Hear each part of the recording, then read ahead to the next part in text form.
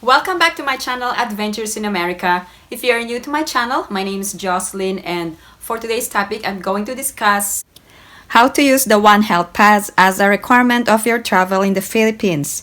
Please log on to onehealthpass.com.ph and click on the icon One Register. You will find the travel details, but the most important information is your classification as a passenger. Either you are a foreign national, or a non-overseas Filipino worker, or an overseas Filipino worker. For purposes of this tutorial, I'm going to focus on foreign national. Now, who are considered as foreign nationals? Those who possess a foreign passport. You are a native foreign national, also former Filipino citizens who are naturalized in a foreign country. Non-overseas Filipino workers are Philippine passport holders. These are students studying abroad or tourists abroad. Also permanent residents abroad even if you are working. Also under this classification are dual citizens who are considered as overseas Filipino worker. These are Philippine passport holders, and you are living and working abroad on a temporary basis, whether documented or undocumented. Let's start by going to the onehealthpass.com.ph. So this is the actual website. Click on that one and you will see the dashboard. There is a pop-up sign and you need to read the warning. Click on the One Register, the blue icon, and it will show you like a reminder. Click OK. And here's the travel information that you needed to enter. Another thing to remember is that the registration should be within 3 days during your actual arrival date in the Philippines. If you do a date ahead of the 3 days, the Onehealthpass will not let you enter any information. So let's assume that I will be flying within 3 days. Let's go back so I can enter the actual information. Next is to select the type of port of entry. Click on airport and click on aircraft passenger. For classification, you are either foreign national, non-overseas Filipino worker, or overseas Filipino worker. For purposes of this tutorial, I will just focus on foreign national classification. Click on Next. However, there is an important announcement from the Philippine government for all foreign nationals traveling on February 16 onwards. However, things could change anytime. If you are going to be affected by these travel protocols, please share in the comment section below.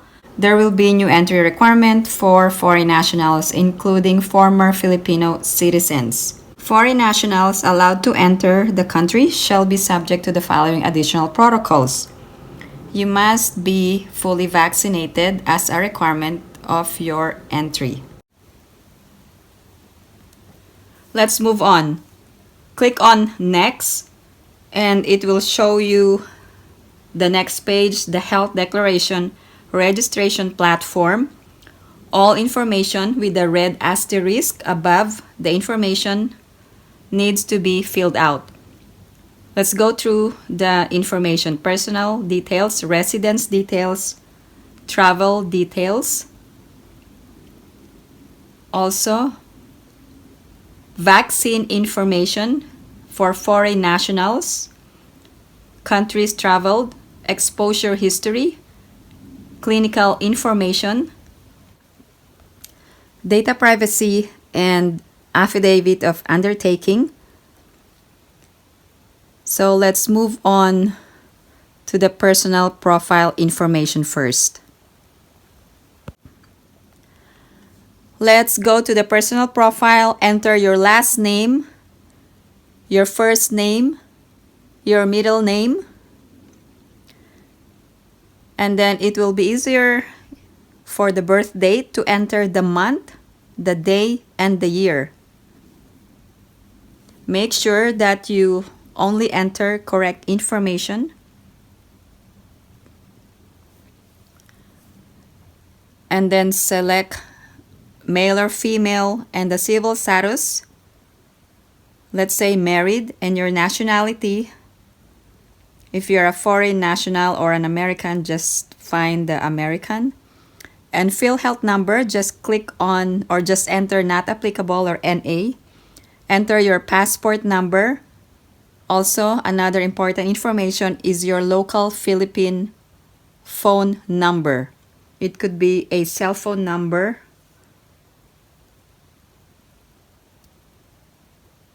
And also enter your email address. So these are important.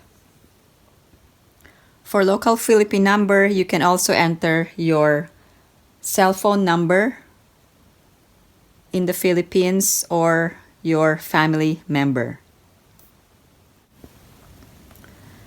Let's move on to the residence details. So this address must be your address where you will go home and continue your quarantine period. This is a home address. But if you will be staying in a hotel, you can also enter that information, or you can use other family members' information. Enter the house number, lot or building, and the street, subdivision, or purok. You can also select the province and then the municipality. Just do the drop down and it will show you all the information. Let's move on to the travel details, your travel itinerary or your country of origin. Select your country and then your airport or seaport of arrival. Select the port of entry. There are different terminals at the Ninoy Aquino International Airport in Manila. And then select your airline. Everything has a drop-down menu, so you don't have to worry about the information.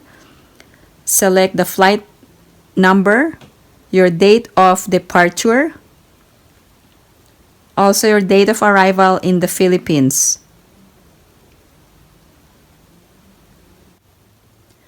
Let's move on to the type of traveler. As a foreign national, select your category. If you are a foreign spouse, or if there is no option, click on others or enter the information, and also enter your quarantine hotel and your testing laboratory. Now, let's move on to the vaccine information. So let me click on yes. It will show you the different information that you could provide if you have a first dose. Remember, if you are a foreign national, you must be fully vaccinated. Okay, now enter your first dose, your name of vaccine, the country where you were vaccinated, and your second dose, date of second dose. And then you will have to select the vaccine name and the country where you were vaccinated. Let's move on to the countries traveled. If you only traveled in one country, select the country. If you have other countries, such as a layover in a different country, please select that other country as well. And then if there is an exposure history, enter the date of contact. If there is none or no, click on no. And the clinical information about your sickness in the past 30 days will show the symptoms and the comorbidities.